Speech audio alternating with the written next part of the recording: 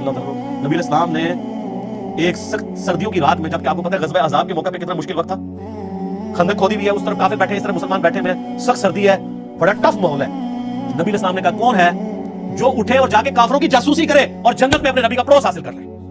ہائے ہائے ہائے، یہ سارے نہ تو لے کہتے ہیں میں ہو جڑا کر کے.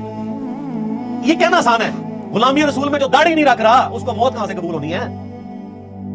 غلامی رسول میں جو فجر کی نماز نہیں اٹھ کے پڑھ سکتا بستر چھوڑ کے، اس نے موت کہاں سے قبول کرنی ہے؟ حضرت حذیفہ ابن یمان کہتے ہیں کہ اتنی بڑی بشارت سن کے بھی کوئی ایک صحابی بھی نہیں تھا جو کھڑا ہو، اس لیے کہ سخت سردی کی رات تھی، لوگ چاہتے تھے کسی اور کی ڈیوٹی لگ جائے. اب کیا ہوا؟ نبی علیہ السلام نے دوسری دفعہ فرمایا کون ہے جو رات کے وقت جا کے کافروں کی جاسوسی کرے اور جنت میں اپنے نبی کا پڑوس حاصل کرے؟ کائنات میں سب سے بڑی کوئی چیز یہی ہو سکتی ہے. اس سے بڑی صرف ایک چیز ہے کہ اللہ تعالیٰ کسی کو پیغمبر بنا دے. پیغمبر بننے کے بعد اگر دوسرے نمبر پہ کوئی فضیلت ہے تو جنت میں ہمیشہ کا پڑوس پیغمبر ہوگا. یہی ہم اللہ سے مانگتے ہیں کہ اللہ تعالیٰ ہمیں بقیہ برکت میں مدفن اور جنت الفردوس میں اپنے محبوب صلی اللہ علیہ وسلم کا پڑوس عطا فرمائے. آمین. حضرت حذیفہ کہتے ہیں دوسری بار بھی کوئی نہیں کھڑا ہوا، تیسری دفعہ بھی کوئی نہیں کھڑا ہوا، چوتھی دفعہ نبی صلی اللہ علیہ وسلم حذیفہ، آپ کہتے ہیں میرے دل میں کہا لو جی مارے گئے، اب تو جانا ہی پڑے گا، میری ڈیوٹی لگی، کیونکہ اب تو بائی نیم حکم آ گیا نا کہ یار سن رہا اور میں جاؤں، اور ساتھ کہا کے دیکھنا چھیڑخانی کوئی نہیں کرنی، جتنا کام کیا اتنا ہی کرنا ہے. کہتے ہیں میں اٹھا، اب سوچ رہا تھا سخت سردی ہے ریگستان کی، باہر جا کے کیا بنے گا میرا. کہتے ہیں اللہ کی قسم جب میں اٹھا تو مجھے لگا میں گرم حمام میں داخل ہو گیا، میرے اوپر کسی نے نا کوئی گرم رضائی اوڑھ دی ہے سخت سردیوں میں. اور کہتے ہیں میں اسی طرح باہر گیا پھرتا رہا، ٹھنڈ ختم ہی ہو گئی.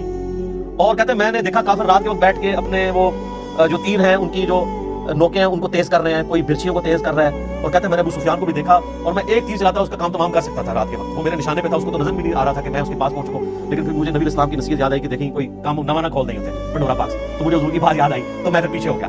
یعنی میں اس لیول کو کراس نہیں کیا، ایفیشنسی جاننے کی کوشش نہیں کی، حتیٰ کہ میں نے سب کچھ گنا کتنے لوگ ہیں یہ کر کے اپنے لوگ ہیں یہ کر کے واپس آیا. کہتے ہیں جیسے ہی میں نبی علیہ السلام کی مجلس میں داخل ہوا تو وہ جو گرم حمام والا اثر تھا ختم ہو گیا اور مجھے سخت ٹھنڈ لگنا شروع ہو گئی. تو نبی علیہ السلام نے اپنی مبارک چادر میرے اوپر اڑا دی. یہ یعنی معجزہ ظاہر ہوا نبی علیہ السلام کا، یہ صحیح مسلم میں. لیکن اس میں سبحان اللہ کے ساتھ بہت چیزیں جو ہے استغفر اللہ اور انا للہ بھی یعنی جڑی ہوئی ہے. وہ جو علامہ مقصود صاحب نے وہ کالم لکھا ہے نا کہ تبدیلی کا سفر ایاک نعبد و ایاک نستعین سے شروع ہوا، ان اللہ مع الصابرین سے ہوتا ہوا، انا للہ و انا الیہ راجعون پہ ختم ہوا. تو یہ آپ کا سفر بھی صرف سبحان اللہ تک نہ رہے میرے بھائی، بہت تلخ چیزیں اس کے ساتھ جڑی ہوئی ہیں. یہ دعوے کرنا بہت آسان ہے، پریکٹیکلی دین کے اوپر چلنا بہت مشکل ہے. تو قرآن حکیم سے ہدایت ان لوگوں کے لیے ہے کہ جو قرآن کو فالو کریں گے، صرف مطلب دعوے کر لینے سے کچھ بھی. تو یہ اس پوائنٹ میں ڈسکس کرنا ضروری تھا. باقی پریکٹیکلی اگر آپ نے نبی علیہ السلام کی انقلابی دعوت کو ویڈیو کی شکل میں دیکھنا ہو تو قطر والوں نے 30 اقساط کے اوپر ایک ڈرامہ سیریل بنائی ہے عمر سیریز کے نام سے، جو انگلش میں تو سب ٹائٹل کے ساتھ آ چکی ہے اور اردو میں بھی اب انڈینز نے ڈبنگ کر دی ہے اس کی. ہمارے واٹس ایپ گروپ میں رابطہ کریں، چونکہ یوٹیوب کے اوپر وہ کاپی رائٹ